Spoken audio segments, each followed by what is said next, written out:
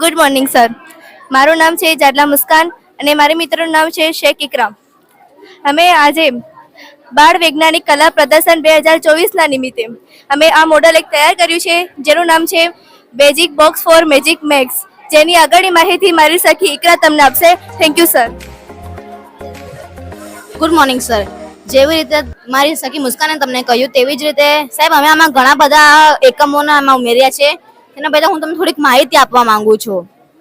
આજના સમયમાં માનવી ગણતરી વગર ક્યારેય જીવી શકતો નથી અને આગળ વધી શકતો નથી.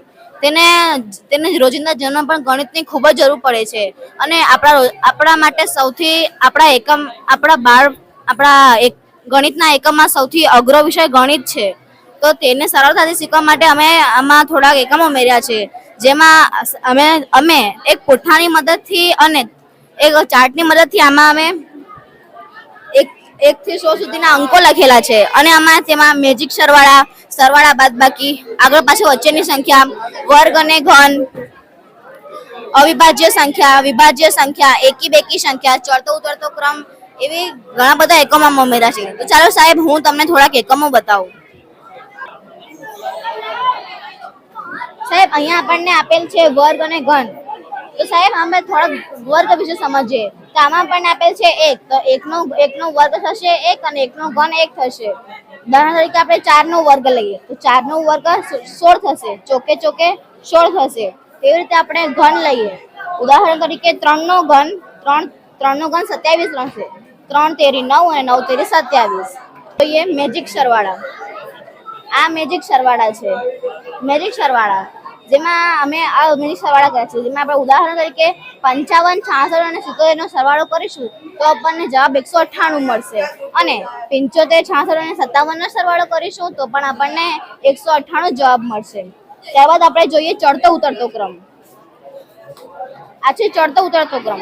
સૌપ્રથમ ચડતો ઉતરતો ક્રમ એટલે કે આમાં આપણને ઘણી બધી સંખ્યાઓ આપેલ છે. જેવી રીતે આમાં આપણે પહેલા ઉતરતો ક્રમ જોઈએ, જેમ 91, 82, 73, 64, 28, 19, 10 એવી રીતે આ સંખ્યાઓ ઉતરતા ક્રમમાં આવી છે. મોટી, નાની એવી રીતે ઉતરતા ક્રમમાં આવી રહી છે.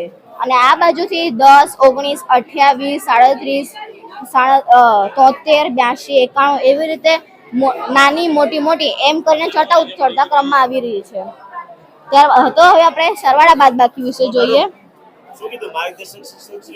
ઉદાહરણ તરીકે 55, તો આનાથી આપણે સરવાળા બાદબાકી સરળતાથી કરી શકીએ છીએ. ઉદાહરણ તરીકે આપણને આપેલ છે 55, તો આપણે 55 માંથી -1 કરીશું તો 54 થશે અને +1 કરીશું તો 56 થશે. ત્યારબાદ આપણે 55 માંથી -10 કરીશું તો 45 થશે અને +10 કરીશું તો 65 થશે. ત્યારબાદ આપણે જોઈએ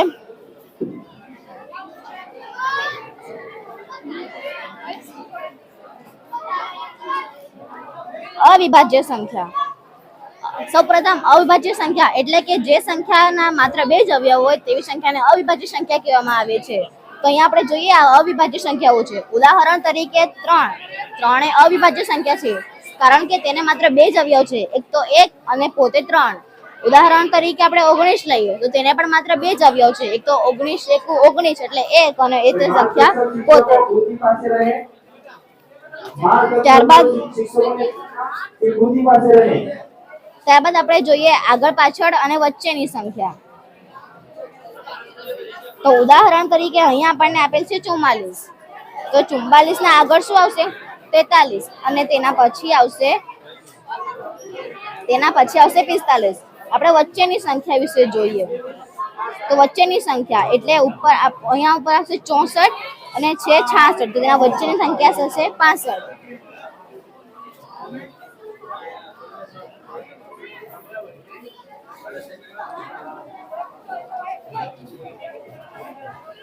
તો ત્યારબાદ આપણે જોઈએ એકી સંખ્યાઓ. એકી સંખ્યા એટલે કે જે સંખ્યાનો એકમનો અંક 1, 3, 5, 7 કે 9 હોય તેવી સંખ્યાને એકી સંખ્યા કહેવામાં આવે છે અને તેને બીજા શબ્દમાં અયુગ્મ સંખ્યાઓ પણ કહેવામાં આવે છે. સાહેબ આમાં આપણને આપેલી છે એકી સંખ્યાઓ. ઉદાહરણ તરીકે આપેલ છે તેના એકમનો અંક 1, 3, 5, 7 અને 9 છે, એટલે આ બધી એકી સંખ્યાઓ છે. ત્યાર પછી આપણે જોઈશું બેકી સંખ્યાઓ. તો આ બેકી સંખ્યાઓ બેકી સંખ્યા એટલે કે જે સંખ્યાનો એકમનો અંક 2, 4, 6, 8 કે 0 હોય તેવી સંખ્યાને બેકી સંખ્યા કહેવામાં આવે છે અને તેને બીજા શબ્દોમાં યુગ્મ સંખ્યાઓ પણ કહેવામાં આવે છે. તો અહીંયા આપણને આપેલી છે જેમાં 2, 4, 6, 8 અને 0 છે એ સંખ્યાઓ છે.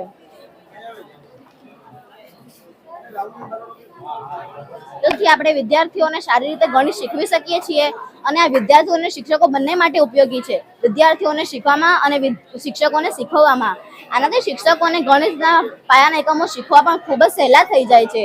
જેવી રીતે અમે તમને બતાવ્યું એવી રીતે શિક્ષકો વિદ્યાર્થીઓને શીખવશે તો વિદ્યાર્થીઓને શીખવાની મજા પણ આવશે અને વિદ્યાર્થીઓ સારી રીતે શીખશે અને તેઓ ખૂબ જ સરળતાથી તે ભણી શકશે. Thank you sir.